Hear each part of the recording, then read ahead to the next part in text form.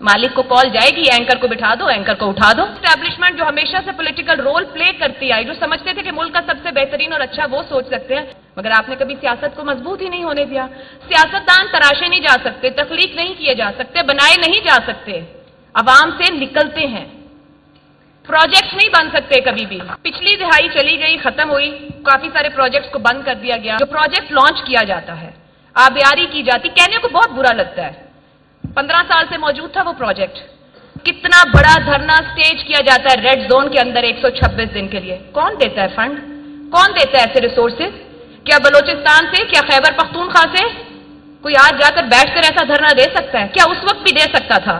उठाएं और पूछना शुरू करें कितने लोग डिग्रियों के साथ पहुंचे, कितने ट्रेनिंग के साथ पहुंचे। और फिर डिजिटल मीडिया आ गया। यहां आके तो बस मेरी हिम्मत जवाब दे जाती है कि इसको मैं क्या कहूं क्या ना कहूं। तो ये जानना जरूरी है कि हम आज जहां हैं हम वहां क्यों हैं। हम आज यहां हैं क्योंकि हमने ये सब कुछ अपने हाथ से तश्कील दिया है। 77 साल पहले जो माशरा बनाने की कोशिश की, क्योंकि हम ये पढ़कर मीडिया में आए कि media is the mirror of society. जो आपके माशरे में होता है, मीडिया का काम उसको रिफ्लेक्ट करना होता है। मीडिया की जिम्मेदारी है कि उसने फैक्ट और इंफॉर्मेशन को एक्सप्लोर करना है और जस्ट कम्युनिकेट करना है। उसके बाद अगर आप राय साजी भी करेंगे तो वो फैक्ट्स और तारीख के ऊपर खड़े होकर या हालात पर होती है। 77 साल पहले जो माशरा बनना शुरू हुआ, उसको जिस इंतजामिया ने चलाना शुरू किया, जो उसका किरदार नहीं था, सियासतदानों की जिम्मेदारी थी, जो उनको ना मिल सकी इसलिए कि हमारे पास कोई ऐसा एक पेपर नहीं था जिस पे मुल्क को चलाया जाता। इंतजामिया ने जिस माशरे को तख्लीक करना शुरू किया वो कॉलोनियलिज्म के मोटो के ऊपर, डिवाइड एंड रूल। अभी जो बात हुई कि हम पोलराइज्ड हैं या नहीं, मैं समझती हूँ हम एक भरपूर पोलराइज्ड मुआशरा है, हर हिसाब से, हर जाविये से। हम जब अपना सफर शुरू करते हैं 71 और फिर 73 पर आ जाए जहां हमें पहला डॉक्यूमेंट मिलता है। उससे पहले इस माशरे को जिस तरह चलाया गया वो इंतजामी दौर था। पॉलिटिशियंस के पास कोई रोल नहीं रहा, बल्कि इंतजामिया के साथ जुडिशरी का रोल ज्यादा हम नजर आता है। 73 में वो डॉक्यूमेंट मिलने के बाद अब जो माशरा तख्लीक होना शुरू होता है, कुछ ही अरसे के अंदर आप फिर एक ऐसी जगह खड़े हैं जहां पर डॉलर इकोनॉमी कहीं ना कहीं पार्टिसिपेट करती है और आप माशरे के लिए एक बयानिया घड़ते हैं, जिहादी बयानिया। अब आप साथ साथ इस पर नजर रखें कि आप क्या माशरा तख्लीक कर रहे हैं, अपनी नस्ल को किस तरफ लेकर जाना चाह रहे हैं। वो जो माशरा हमने तख्लीक किया 10-12 साल, जिस तरीके से हमने एक रेंटेड इकोनॉमी चलाई और हम जहां पहुंचे, वो मैं आप पर छोड़ती हूं कि फैसला करें कि उस दौर के बयानिए ने इस नौजवान को या पाकिस्तान के माशरे को क्या दिया। उसके बाद ब्रीफ केस सियासत शुरू हुई, फिर किसी ने तय किया कि किस तरह का और किस तर्ज का सियासतदान आएगा। पैरेलल मीडिया चलता रहा, मीडिया वो सब दिखाता रहा। जब जब मीडिया का मुंह बंद करने की कोशिश की गई, मीडिया ने जगह खाली छोड़ दी।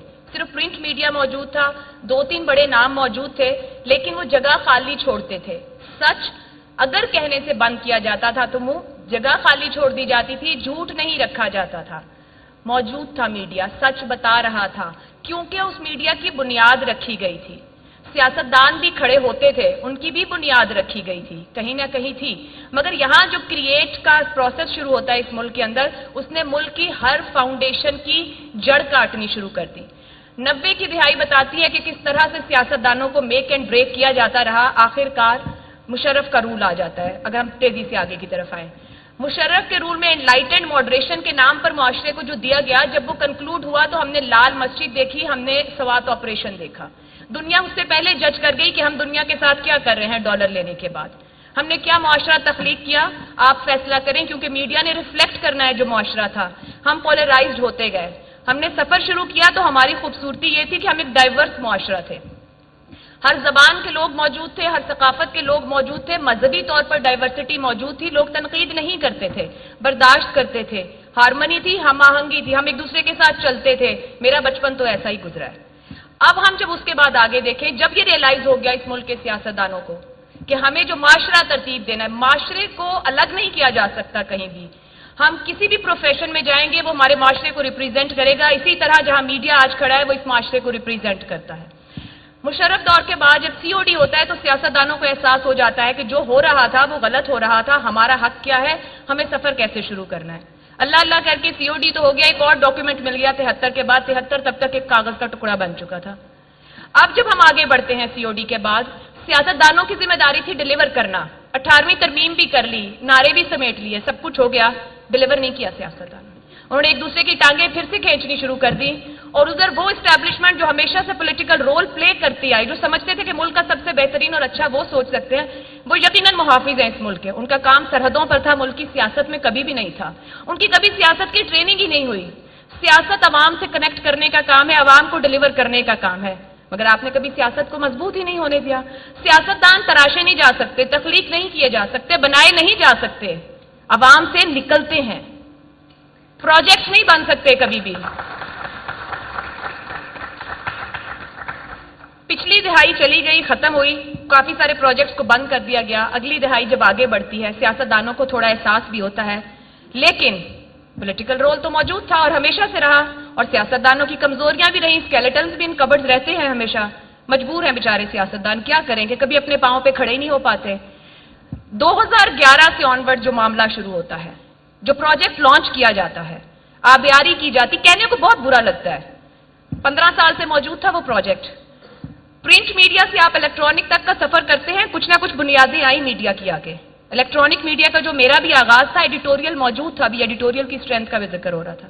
ایڈیٹوریل موجود تھا, آپ کیا بولیں گے, کہاں تک بولیں گے, کون بولے گا, کیوں بولے گا, یہ سب ایڈیٹوریل ڈیسائیڈ کرتا تھا. نیوز ڈیسک کے پیچھے ایڈیٹوریلز موجود تھے.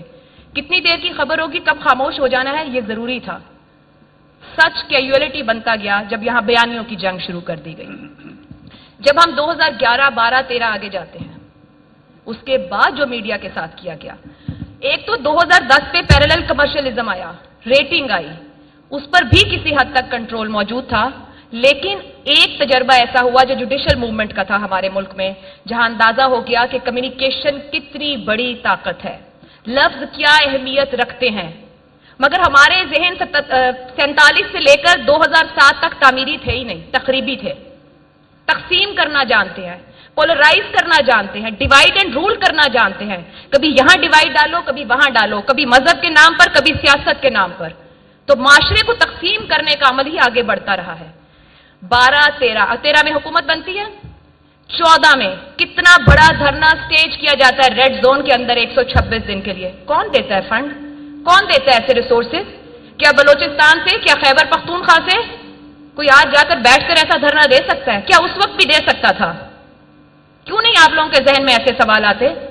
اگر جینوئن لوگ موجود تھے تو 13 میں ووٹ کرتے, سیٹس ملتی, جو ملی اس کی بنیاد پر آپ پارلیمنٹ میں جائیں, رول پلے کریں. اپوزیشن کا رول حکومت سے 2 گنا بڑا ہوتا ہے. اپوزیشن کو مارجن ہوتا ہے, میڈیا کرٹیسائز نہیں کرتی, حکومت پر صرف کرٹیسزم ہوتا ہے. اینی ویز فارورڈ کریں اس کو. پھر 2014 میں جو ہوا, کسی نے سوال نہیں کیا کہ غلط کیا جا رہا ہے. میڈیا کا یہاں سے گلا پکڑا گیا, کیا بولنا ہے کیا نہیں بولنا, یہ کام شروع کیا گیا. میڈیا کے اندر ایسے چینلز انجیکٹ کیے گئے. کون انجیکٹ کر رہا تھا ایسے چینلز جن کے پاس نہ میڈیا کا گراؤنڈ تھا, نہ صحافت کا پتہ تھا. صحافت تبدیل ہو گئی ایڈیٹوریل سے مالک کی صحافت کی طرف. کہاں ہم ایڈیٹوریل کو پوچھیں گے بھائی ایڈیٹوریل میں فلاں صاحب ہیں, ایک ٹیم بیٹھی ہے, فیصلہ کرے گی, خبر جانی ہے نہیں, کیا ایڈیٹوریل ہوگا, کس طرح سے شو ہوگا. فیصلہ ہونے لگا مالک کی کال پہ. مالک کو کال جائے گی, اینکر کو بٹھا دو, اینکر کو اٹھا دو, فلاں شو ہوگا, فلاں 10 بجے پہ, فلاں 8 بجے پہ. یہ کام انہوں نے کرنا شروع کیا جنہوں نے پہلے تقسیم کیا مذہب کی بنیاد پر, پھر سیاستدان میک ری شیپ کرنا شروع کیا, اور آخر آ کر صحافت مرر آف دا سوسائٹی ذمہ دار ہے, بنائے گی اور ترتیب دے گی. آپ نے اس قابل چھوڑا کہ ترتیب دے سکیں. آپ نے مرضی کے چینل کھڑے کیے, مرضی کے اینکرز ڈالے. براڈ کاسٹ میڈیا صرف 5 سے 8, 2002 سے 12-13 تک وہاں آ گیا کہ آپ نے اس کی بنیادیں ہلانی شروع کر دی. آج اب کہتے ہیں میڈیا اکاؤنٹیبل ہو, بالکل ہونا چاہیے, سب سے پہلے ہونا چاہیے. اٹھائیں اور پوچھنا شروع کریں کتنے لوگ ڈگریوں کے ساتھ پہنچے, کتنے ٹریننگ کے ساتھ پہنچے, کس طرح کسی کے ہاتھ میں مائک دے دیا گیا. کوئی مائک لے کے سڑک پر بنا کسی سے پوچھے کسی کے منہ میں ڈال سکتا ہے؟ نہیں ڈال سکتا ہے. جو ٹریننگ لے کر آئے گا وہ ایسا نہیں کرے گا. جو ریٹنگ اور کلک بیٹ کے لیے گھر سے نکلے گا, جس نے جذبات بھڑکانے, جس نے تقسیم کرنا ہے, جس نے نفرت ڈالنی, وہ یہ سب کرے گا. اور یہی ہوا. اور پھر ڈیجیٹل میڈیا آ گیا. یہاں آ کے تو بس میری ہمت جواب دے جاتی ہے کہ اس کو میں کیا کہوں کیا نہ کہوں. اب ہے اکانومی, معیشت, جو کام حکومت ریاست کا تھا, اچھی جاب اپرچونٹیز دینا, ٹریننگ کروانا, وسائل مہیا کرنا, تخلیقی ذہن نکلیں, جو تھنک فیسٹ والے کر رہے ہیں, لوگ بات کریں, ڈائیلاگ ہو. ہم سب انسان ہیں, پاکستانی ہیں, اس معاشرے کے شہری ہیں. ہم نے نعرہ نہیں مارنا کہ تم میرے ساتھ نہیں ہو تو گردن اتار دو دوسرے کی. اور سب سے بڑی بات, کسی صحافی کا یہ کام نہیں, ایک بات میں مس کر گئی, हमारे मीडिया टाइकून किसी वक्त में जब 1-2-4 चैनल थे तो वो समझते थे कि बस हुकूमत को थोड़ा बहुत राजी कर लो। वो आगे बढ़े तो उसके बाद हमारे मीडिया चैनल्स ने सियासी जमातों की ओनरशिप लेनी शुरू कर दी। वहां से आगे बढ़े तो मीडिया के अंदर बैठे एंकर्स ने कहा हुकूमतें तो हम बनाते हैं। उन्होंने डायरेक्ट बड़े बड़े लीडर के साथ कहा कि बड़ी दोस्ती है, ये सेल्फियां डाल, वो ये सोच रहा है, वो ये कह रहा है। सहाफी का काम है? बिल्कुल काम नहीं है। सिर्फ फैक्ट्स कोट करना काम है। सोचना और फैसला करना नुमाइंदों का काम है, अवाम का काम है।